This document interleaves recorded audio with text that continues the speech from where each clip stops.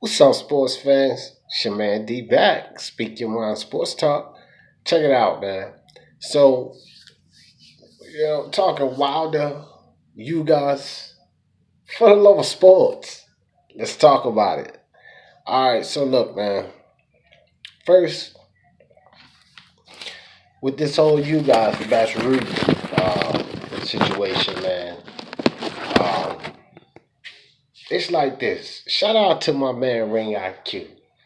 He brought up a good point. I was listening to him, and he was like, you guys, it's not like you guys is a hot commodity for the PBC. Shout out to that man. That dude knows shit. If you ain't been over there, Ring IQ, go check him out. Subscribe to that man. But it's true, man. But it don't matter what you do. If you can get a fight with one of the champs, you should be, somebody like you guys should be trying to get a fight with one of the champs, period.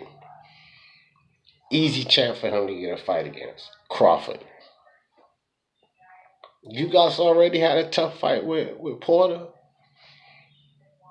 Now, I believe Crawford would beat you guys.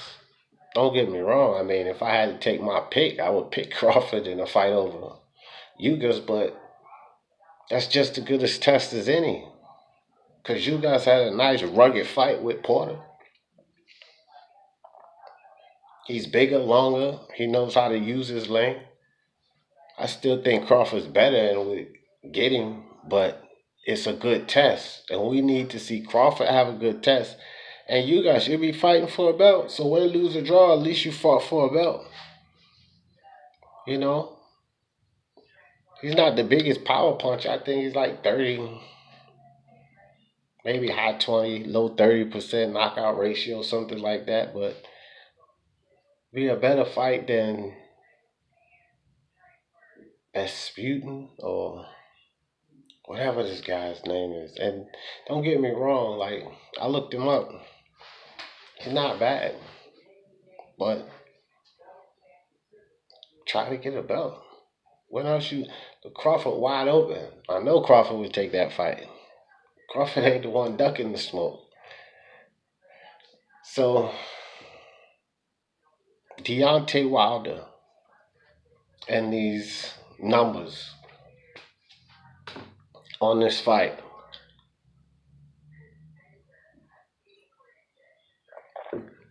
Excuse me, guys. I was just getting over something.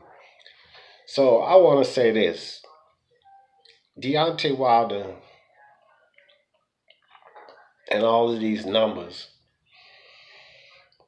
I had an interview happen earlier today.